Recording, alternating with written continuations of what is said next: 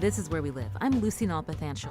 Summer in New England, when weekend excursions to the shoreline or trips to the Cape are common. Much of what we know about the ocean can be credited to marine biologists and oceanographers. One of the most well-known explorers of our time is Dr. Robert Ballard, best known for discovering the Titanic. But his explorations go well beyond that. Dr. Ballard was in Hartford recently to speak at the World Affairs Council of Connecticut's 2017 Luminary Award ceremony. Dr. Ballard's also founder and president of the Ocean Exploration Trust, an explorer in residence at the National Geographic Society, commissioner for the U.S. Commission on Ocean Policy, and professor and director of the Center for Ocean Exploration at the University of Rhode Island. He joins us by phone. Dr. Ballard, did I cover everything? Well, you could throw in a few more, but that's enough. I want to start by asking you, where in the world is Dr. Ballard? Where are you right now? Well, I just got home for an hour, and I'm about to get in the car. I've been out getting my ship of exploration, the EV Nautilus, launched on its 6-month 2017 field season. And then at the same time, we finally know what our budget is because Congress has finally passed a bill. Well, that sounds like good news. Tell us where the EV Nautilus is headed over the next 6 months. Well, it's going to be working in the Pacific Ocean, which is a third of our planet. We've moved the ship at the request of our sponsor, which is NOAA's Office of Ocean Exploration. There's 2 ships of exploration, the EV Nautilus and the Okeanos Explorer, and ours is privately owned by my trust. And our mission, which is pretty cool, is to go where no one has gone before on planet Earth, but with an emphasis upon the 50% of our country that lies beneath the sea. Most people don't realize that the United States has the largest amount of underwater real estate that it owns. It's actually equal to the size of the land mass above water. And unlike President Jefferson, which created the Lewis and Clark expedition when he doubled America with the Louisiana Purchase, we're only just now beginning to look at the 50% of our country that lies underwater. So we're going to be working all along the entire west coast of the United States, all the way from Canada all the way up to down to Mexico, and that's the main focus of this particular series of expeditions. Now, people can actually follow along as your researchers. Tell us about that. We just did all our shakedown. I have a back channel, so I've been able to watch. We just did a shakedown cruise off our home port, which is at Alta Sea in San Pedro, California, where we've moved and now have set up our home. And so you can go to nautiluslive.org and you step into the command center with us, because once we get deployed, it's constant. Once we get our vehicles down, we stay down 24 hours a day. And you can tune in, listen, send questions. Last field season, we took and answered, believe it or not, 60,000 questions. Tell me more about the researchers on the EV Nautilus and how they get on this ship. Well, we take a lot of teachers, we take a lot of students, we take a lot of educators. In fact, our primary focus is to have most of the experts on land and call them when we need them, doctors on call. So this opens up a lot of space on the ship, and I've mandated a couple things because I own and operate the Nautilus, and one of them is that 55% of what we call our core of exploration will be women in positions of leadership and authority. In fact, the expedition leader right now that's on the ship is Dr. Nicole Renault, and she'll be relieved by Allison Fundus. And so we have women in all the high positions of the trust and our core of exploration leading it. And I also want all the faces of our country. I want a child to see their face in our core to know they can play. Dr. Ballard, one of your most famous accomplishments is discovering the Titanic in 1985. How did you begin this journey as an oceanographer? Began it very early.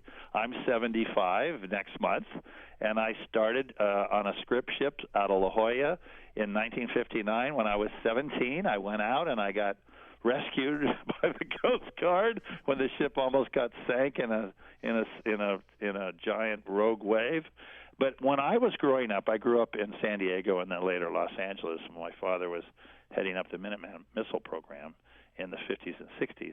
And my parents asked me what I wanted to be when I grew up, and I said I want to be Captain Nemo. And fortunately, because I'd read 20,000 Leagues Under the Sea, and I'd seen that amazing Disney movie with James Mason as Nemo, and Kirk Douglas was the person who tried to harpoon the Nautilus and bounced his harpoon off the ship. And I saw that movie, and it just captivated me. But so my parents, fortunately, did not laugh at my passion. You should never laugh at a child's passion. It's the cruelest thing you can do, even if it's crazy, like I want to be Captain Nemo. Now, I'm sure my parents went into the other room and said, Houston, we have a problem. But they said, well, tell me more about Captain Nemo. And I said, he had a submarine. It was called the Nautilus. And fortunately, I lived in San Diego, and they took me down. This is in the 40s because I was born in 1942. And I went aboard a diesel submarine. And I got so infatuated, I went on to become a naval officer in deep submergence and spent 30 years in the Navy diving in all sorts of submarines. But they then also said, well, Nautilus is more than a submarine. I said, yeah, this big window. It opens like the iris of a lens. And they said, well, that sounds like an oceanographer. And again, right down the street was Scripps, the largest oceanographic institution on the planet. And so I then went on to get a PhD in oceanography. So I'm really a kid. I was originally born in Wichita, Kansas, where all oceanographers come from. But I then family moved because I was born 6 months after Pearl Harbor. My father was flying with Chuck Yeager out in the desert and test pilot. And so I was able to plant this kid from Kansas in the warm sands of Southern California, and God bless this country. It lets people have the opportunity to live their dreams, and I did it. You said on that first expedition you almost sank. Yeah. Most people, if they go through an event like that, they're like, I'm not doing that again. But that made you even more committed, more... Well, I was a surfer, and when I saw that rogue wave, I was up on the bridge, and I went, that's a wave. And it ate the ship. I mean, we went under. It ate us, and fortunately we had enough residual buoyancy to come back up the other side. And I went, wow. I mean, we were off Eureka, off the northern coast of California, about 500 miles out when we got hit and got busted up. And then the Coast Guard came out and walked us in, and then they said, well, you're going to have to go and get another ship. Going to have to fix this one. So I just fell in love with the process of going where no one has gone before on our planet. Because, see, I don't believe that Mars is an exit strategy. There is no exit strategy for the human race. And you can't think you can mess up this planet and get away. I mean, Superman had a choice, and he chose Earth over Mars, okay? So we need to excite young people, particularly middle school kids. We focus mostly on middle school children with our live broadcasts because that's when children form their passions. And we want their passion to be to understand this creature called Earth on which we live, which we are completely, totally dependent upon. And we need to learn how to live in harmony with this planet. And to do that, we have to first understand it. And when you look at NASA's budget, it's 1,000 times larger than NOAA's ocean exploration budget. That's nuts. And so we need to get the public focused on not thinking they're going to escape, but knowing they're going to live on our planet, because 95% of the human race lives on less than 5% of Earth. Think about that. Dr. Ballard, you mentioned that so often we focus on what's above us and not what's below. What do you see as the main challenges that we face, our oceans face? Well, the main challenge is our population continues to rise, and we're eating up all our farmland. There's very little land that's inhabitable on the planet. Like I said, 95% or less than 5% of the planet, because 72% of it's oceans, and of the 28, 40% is uninhabitable. The polar regions, the desert regions. So what little land we have, we're building houses on them at the expense of our farmland. So if you look at the population of the United States, it's going up, and you look at the available farmland, it's going down. So we must turn to the sea. But we've got to be smart about it. If you look right now, we have caught 90% of the large fish in the sea. Why? Because we're eating the top carnivores. We're eating the lions and tigers of the sea. We need to do what we did 11,000 years ago on land, when we said, no, we're going to domesticate a sheep and a goat, and we're going to cultivate wheat and corn, and we're going to live off the the energy of the planet that makes grass and immediately turns it into something we can eat.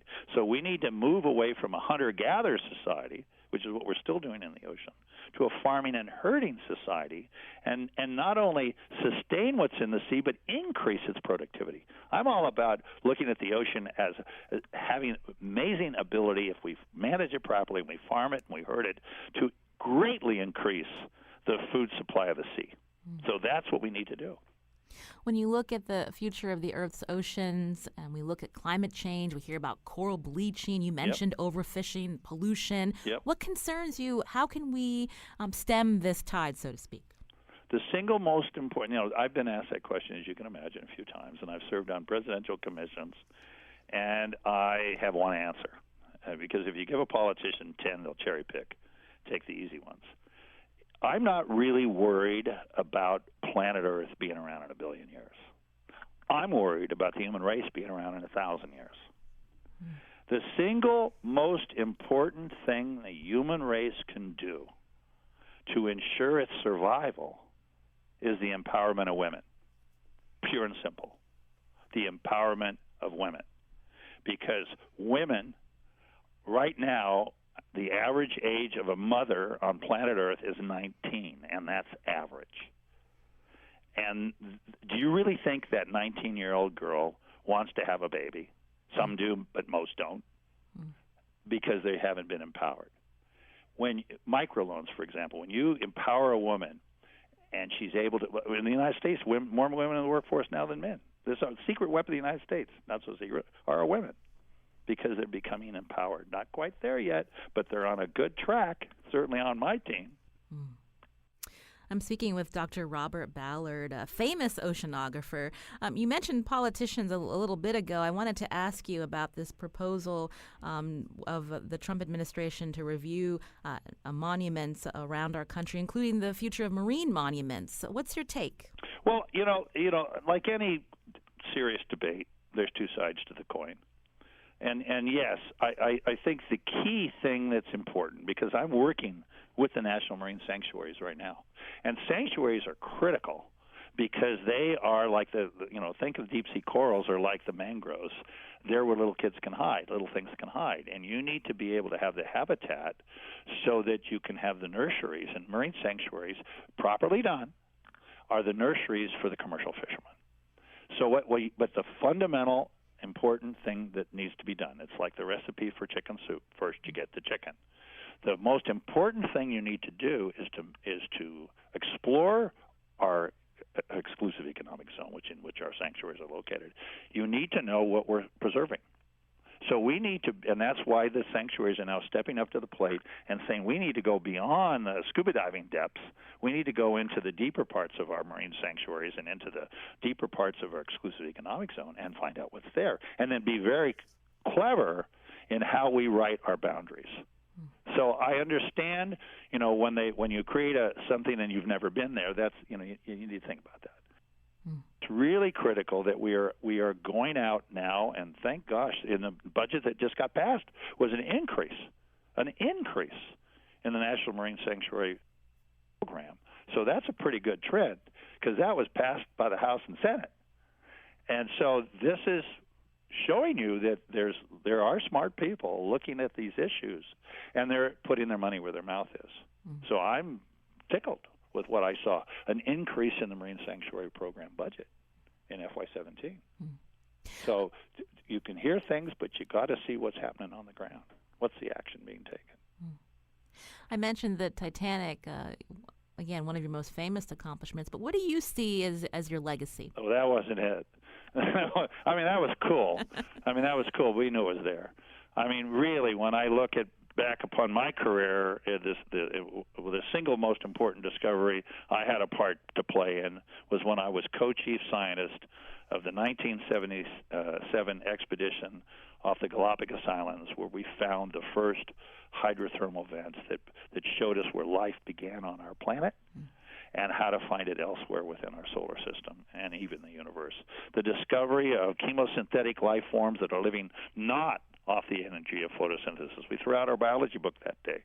And we're living on the energy of the planet itself. That that was a big discovery. And then 2 years later, when we found the first high-temperature black smokers off the East Pacific Rise off Mexico at 21 degrees north, we found chimneys blasting out material at 350 degrees centigrade, hot enough to melt lead, depositing rich deposits of copper, lead, silver, zinc, and gold. And more importantly, we discovered that the entire volume of the world's oceans is going inside the planet now every 6 to 8 million years, which finally made it possible for us to understand the chemistry of the world's oceans and to balance all those equations. So those discoveries smoked the Titanic when it came to the scientific community, but Titanic wasn't bad. You've had such a long career. How many expeditions are you up to now? I stopped counting at 150, and it's sort of, it's interesting now because my ship is at sea for 6 months. How do you count that? Okay, is that one? And given the technology we have, I don't have to be on the ship anymore. I can be I have my own command centers. We have command centers actually all over the United States, actually all over the world, where when you step into the command center, you're on the ship, and you're able you're there, because the robots are down there, and we're looking at everything they're seeing on the ship at the same time. In fact, in constant communication with one another. So when you tune into nautiluslive.org, you're on the ship. You're seeing what I'm seeing. You're hearing what I'm hearing. You can listen to the conversations. So how do you count that? So we're moving our spirits now. We're moving away from the physical presence to telepresence. In fact, the generation of middle school children we're trying to reach right this second will be the greatest generation of explorers in the history of the human race, because that generation will explore more of Earth than all previous generations combined. I'll be a footnote in about 100 years. Some explorer in middle school will have done some amazing things that unfortunately I probably won't hear about. Dr. Robert Ballard, thank you so much for speaking with us. My pleasure. We'll be following you along on nautiluslive.org in a few months. Dr. Robert Ballard is an ocean explorer and scientist. He's also founder and president of the Ocean Exploration Trust, and explorer in residence at the National Geographic Society, commissioner for the U.S. Commission on Ocean Policy, and professor and director of the Center for Ocean Exploration at the University of Rhode Island. He was in Hartford recently for the World Affairs Council of Connecticut's 2017 Luminary Award ceremony. This is Where We Live. I'm Lucy Nalpathanchel. Coming up, marine conservationist Jonathan White joins us to talk about his new book, all about the mystery and spirituality of tides.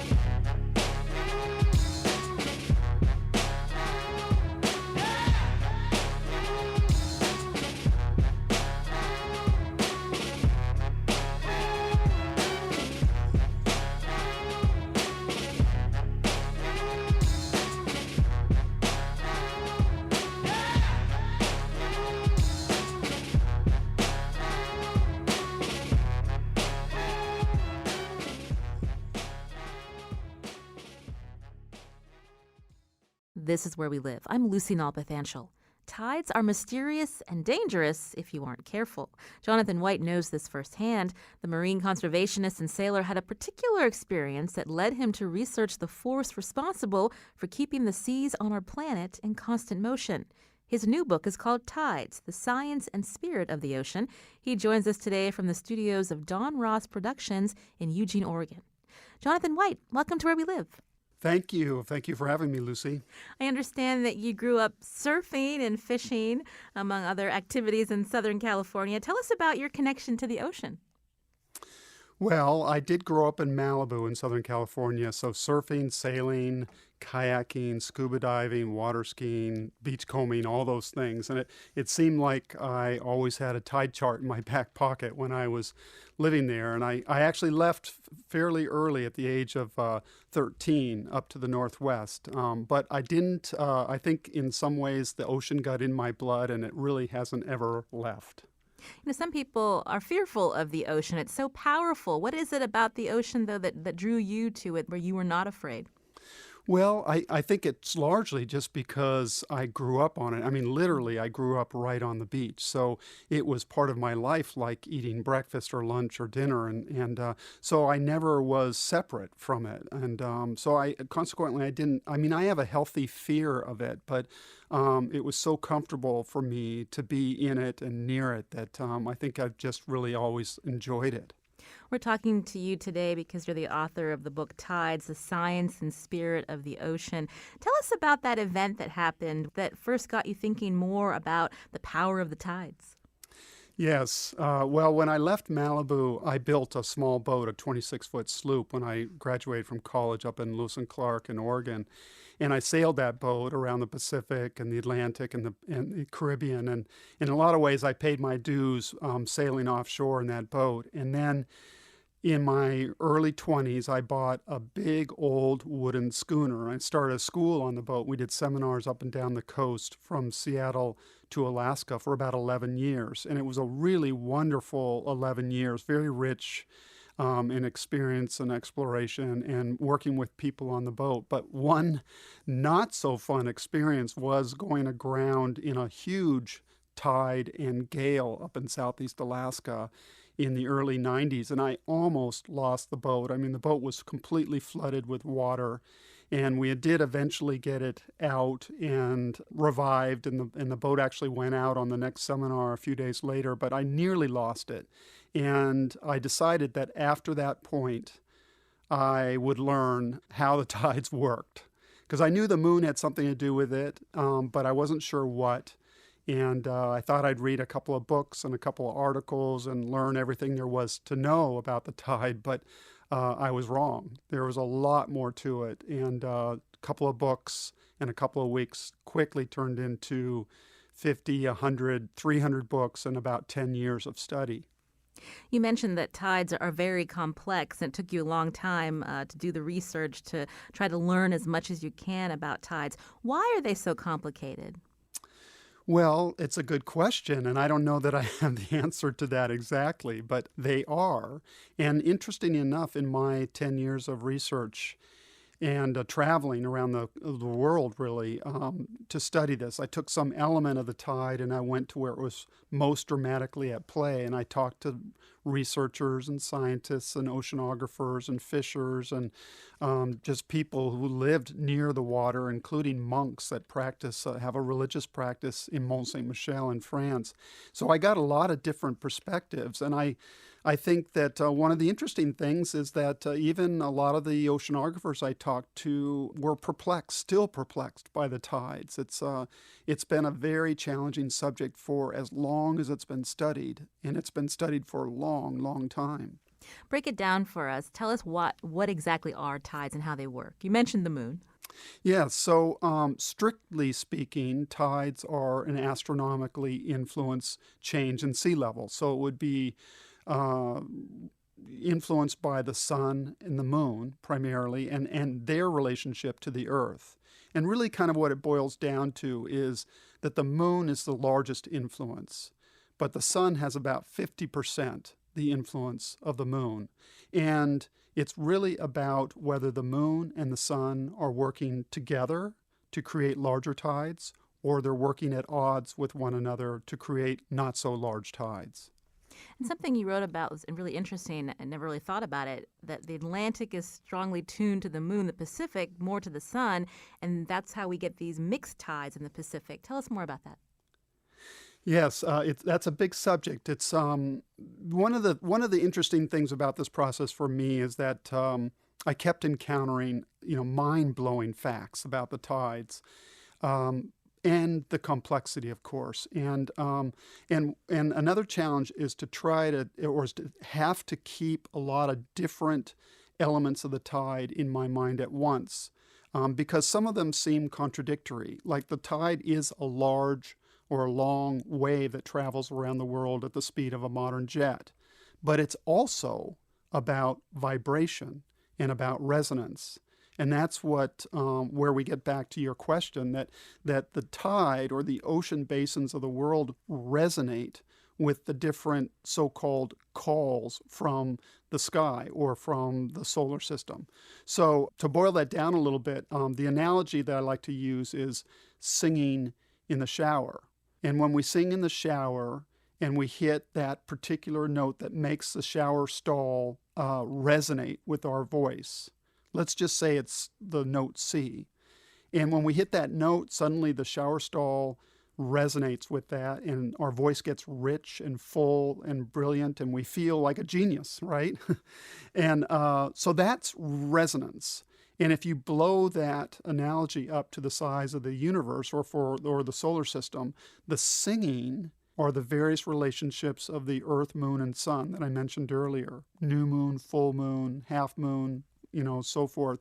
And the shower stalls are the ocean basins of the world that resonate with different notes from the universe. So, getting back to your question, that's a long route, I know, but the Atlantic resonates with so-called calls from the moon more than the sun, although it does resonate with both. The Pacific, being the largest basin in the world, resonates more with the sun than any other basin.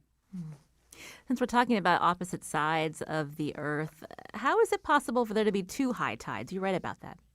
Yes, so if you imagine yourself standing somewhere in Connecticut, let's just say, and the moon is full and overhead, that you would expect a high tide, a bulge in the ocean to be right underneath the moon, and you're standing in a high tide.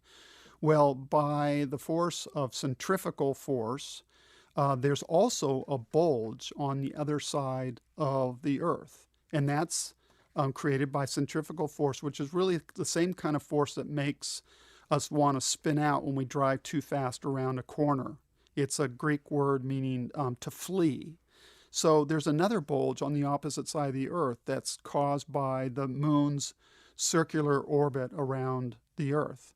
So if you imagine yourself, again in Connecticut, and you're in a full tide with a full moon overhead, about 12 hours later, half of a day, you're on the opposite side of the Earth and you're underneath that other bulge.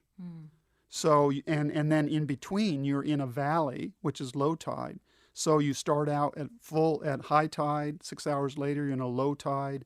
12 hours later, you're in another high tide in the opposite bulge. And then another 18 hours, you're in another valley, and then you do a full circle. So that's 2 tides a day, 2 highs and 2 lows. This is Where We Live. Today we're talking with Jonathan White. He wrote the book Tides, the Science and Spirit of the Ocean. You traveled around the world to learn more about tides. Tell us about those specific travels, starting with a monastery in France.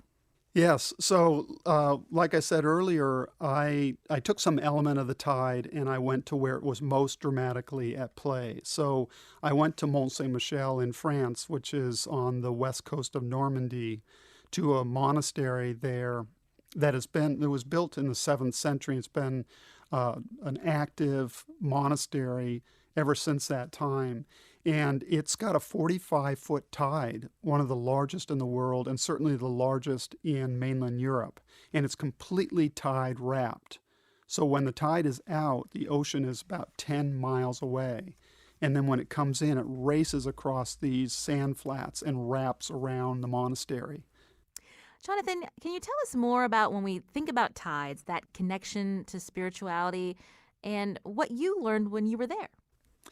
Yes, the subtitle of the book, The Science and Spirit of the Ocean, really didn't come until later. I didn't set out thinking that that's what this was going to be. I wanted to learn how the tides worked, from a scientific point of view. But the more I studied, the more people I met, the more I realized that people do have a very deep spiritual connection with the tide, with the coastal zones, with waves, with the ocean, with the tide. And when I was in Mont Saint-Michel, I met the monks there, and I wanted to interview them about their relationship with the tide, because they have a spiritual practice there, of course, and they've dedicated their life to God. Yet they're smack in the middle of this amazing phenomenon that every day wraps around their monastery. So I figured that they must have some kind of a relationship, a spiritual relationship with the tide or that it influences their practice.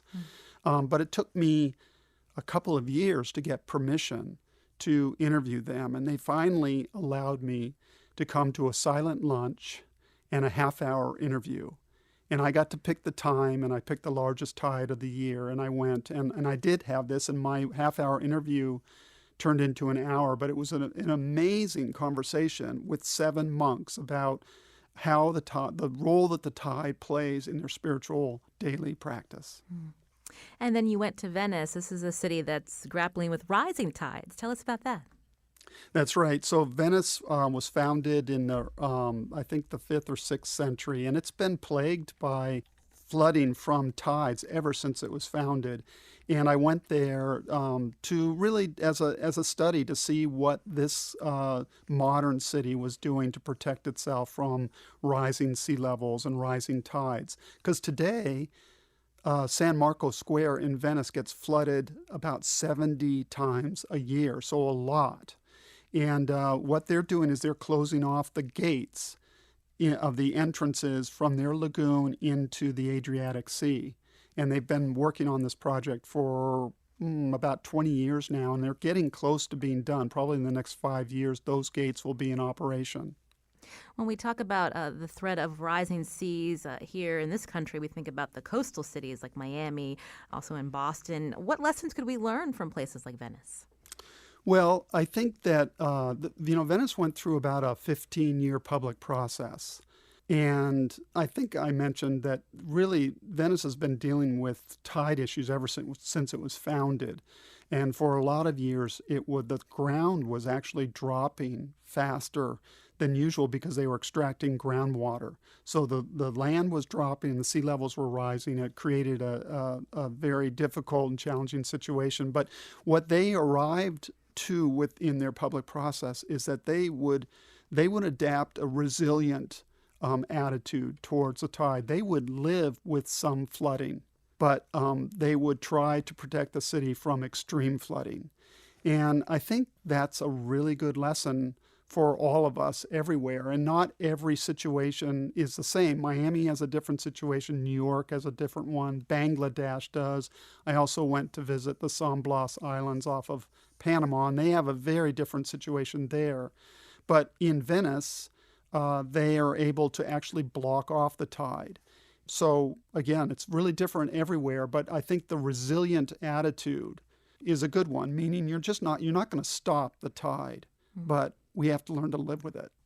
You were taking us around the globe. I wanted to ask you what you learned in Scotland and Chile, for example, and how they view the tides as a renewable energy source.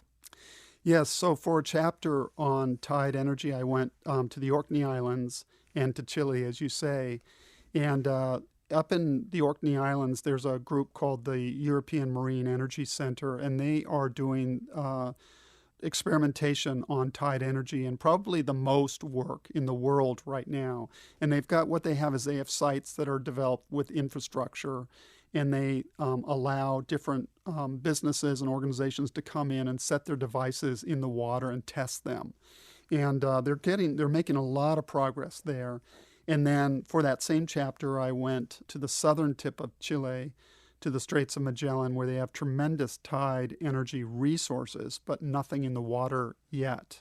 They'd like to because they import a lot of their energy, and it's a great place for tide energy, but they're a ways off from having devices in the water that are producing electricity.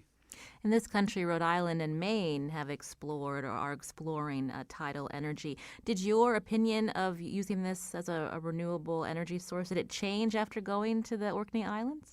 Yes, actually, I've spent most of my adult life in marine and land conservation, and I was a naysayer about tide energy when I went into the research, but I'm coming out as an advocate of it. I don't think it's the silver bullet, but I think it's a viable part of the renewable energy picture.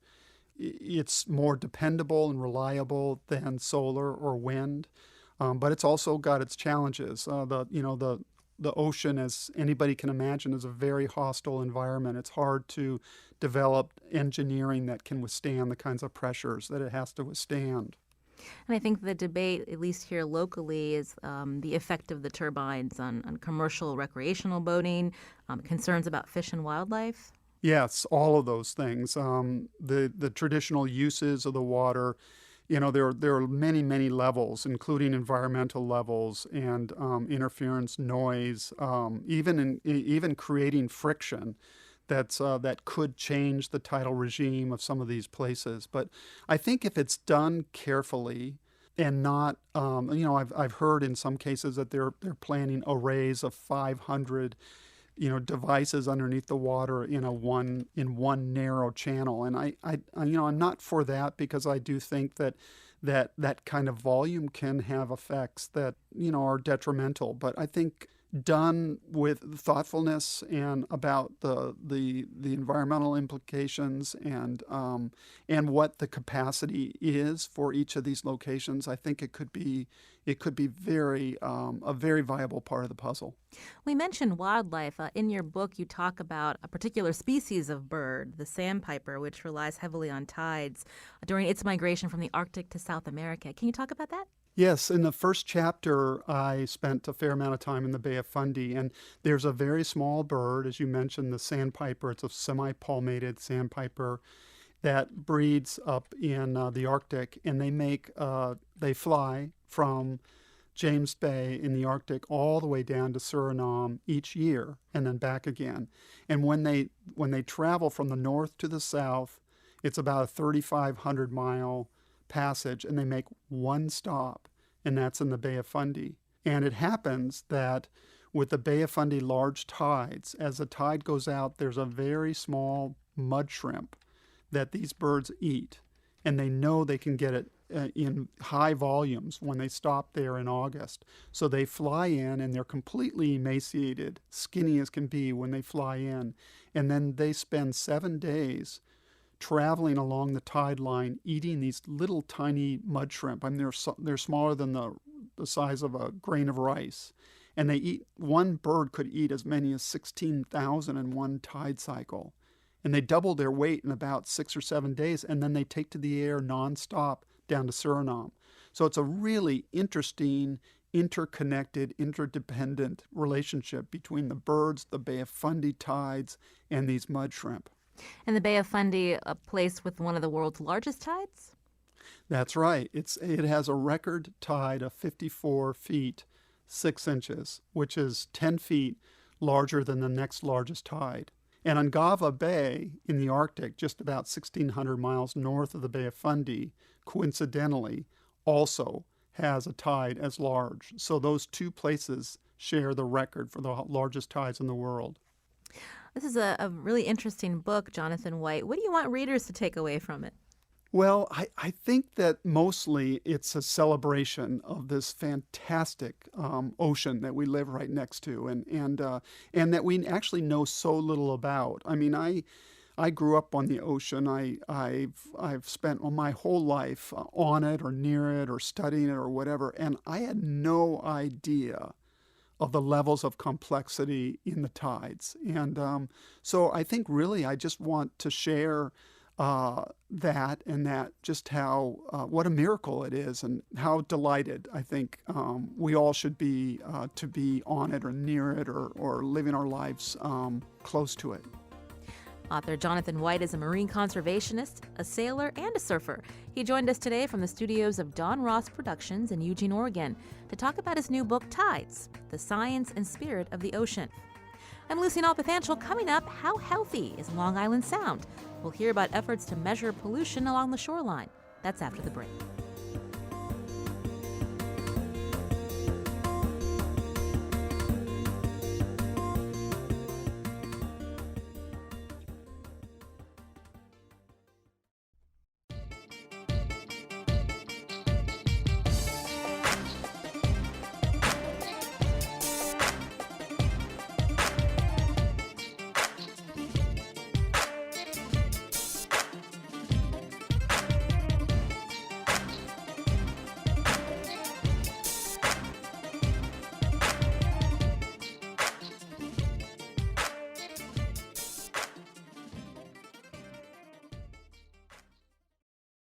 This is Where We Live. I'm Lucy Nalpathanchel. Now, we've been focusing on the ocean today. In Connecticut, we're lucky to border Long Island Sound. Over the years, attention has grown to reducing pollution of the Sound. How's it doing today, and what efforts are underway to keep the estuary healthy? Joining us now by phone is Tracy Brown, Director of Save the Sound. It's a program of the Connecticut Fund for the Environment. Tracy, welcome to Where We Live. Thank you.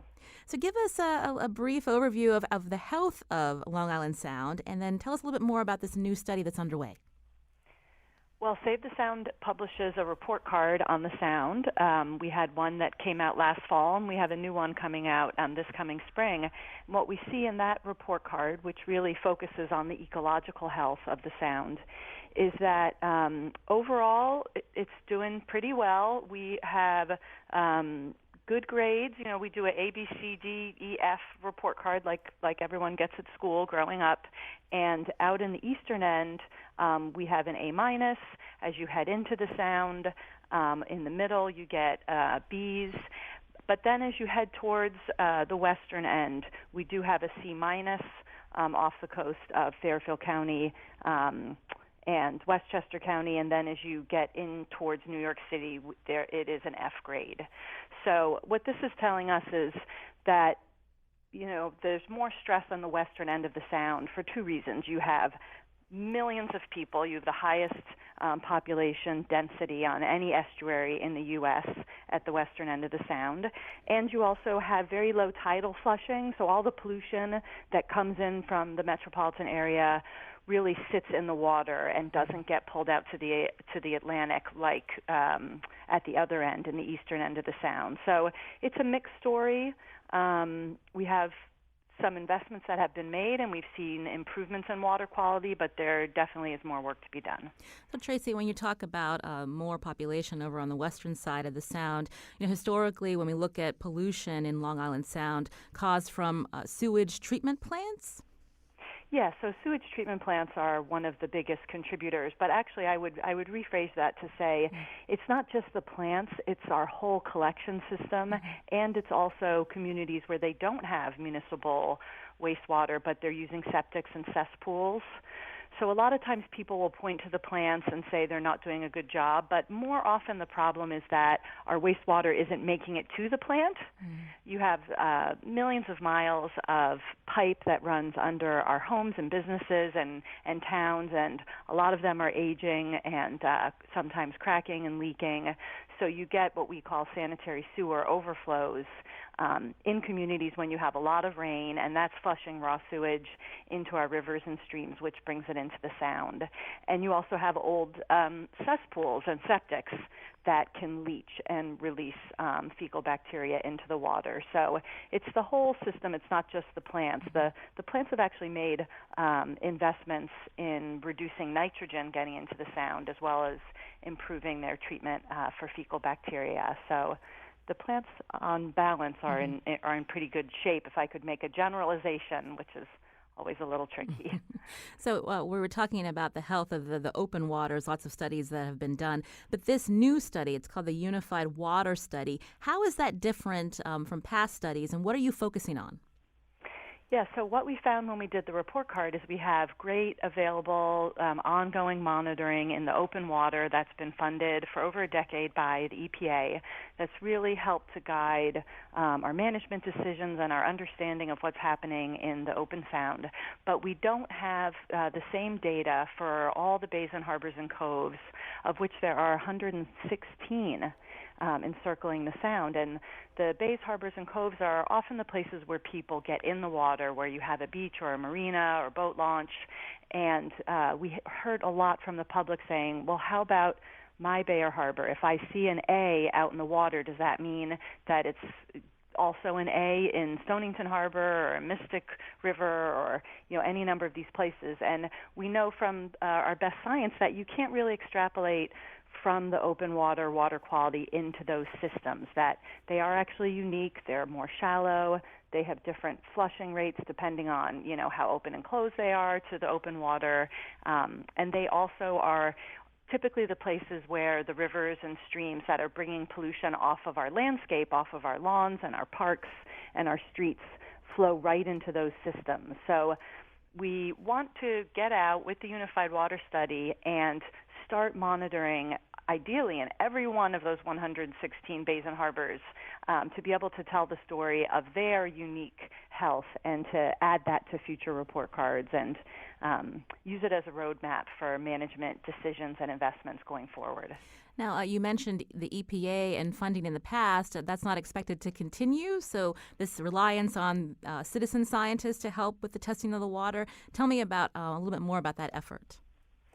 Well, we're definitely hoping it will continue, so that's still to be determined, and part of what we do at Save the Sound is lobby for the federal dollars to stay in place, because the monitoring is so important. But to add the information on the bays and harbors would require an expansion of that funding, which is less likely. So by using volunteer groups and community groups, academic groups, and nonprofits like Save the Sound and others, we can mobilize a lot of resources at a pretty low cost for people who are getting out in their own community. So instead of Connecticut Deep or even Save the Sound trying to hit all of these bays and harbors, what we've done is we've designed a study that can be easily used by a whole variety of groups, and we are recruiting and training groups to get out in their local waterways, conduct the study, and then share the data. So we have it all in one place. Now, Tracy, we just have a couple minutes left. We mentioned briefly nitrogen in the water. Talk about the impact. What's at stake if this problem isn't reduced in terms of what the nitrogen does to the life in the water? Yeah, so too much nitrogen creates low oxygen zones that can lead to fish die-offs and make it hard for the aquatic vegetation to survive. So you have dead zones for fish, you have decaying living shorelines, the shorelines that protect local communities from storms and surges. Also, nitrogen has been shown to track with increased ocean acidification. So high nitrogen loads also help trigger increased acidification, which harms shellfish, makes it hard for them to form shells.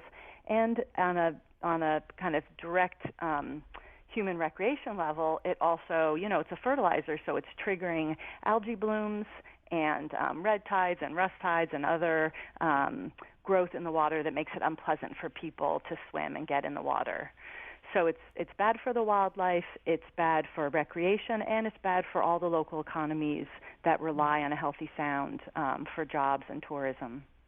The Unified Water Study, as I mentioned, is underway. So what happens next? How long will this be taking place, this testing of the waters, the bays and harbors, and where will it go?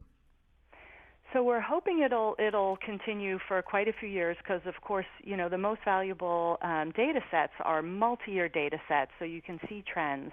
This year is our inaugural season, and we're really happy to have 12 groups who are already signed up and out on the water as we speak. And these 12 groups are covering 24 of our 116 bays and harbors. And we have another list of groups that are interested in starting in 2018. So we're hoping by next summer we'll be up to 20 groups, and perhaps we'll get to 50 bays and harbors. That would be fabulous. And we would like to grow until we get to all 116. I'd say after a couple years of that, we could probably assess which are the bays and harbors that are really stressed for nitrogen, where work needs to take place, and then we could probably focus on those problem areas, make some conservation investments, and then track to see how they're doing and what's successful. Tracy Brown is director of Save the Sound. It's a program of the Connecticut Fund for the Environment, telling us about the Unified Water Study underway. Thanks to some citizen scientists and others, the Sound Sleuths, as they're called. We'll have more information on our website, and we'll tweet out some links to this new study. Tracy, thank you so much for your time. We appreciate it. Thanks for having me. Our show is produced by Lydia Brown and Jeff Tyson. Our technical producer is Kyone Wolf. WNPR's executive producer is Katie Tolarski. You can check out WNPR.org/where we live for more about the show. I'm Lucy Nalpathanchel. Thanks for listening.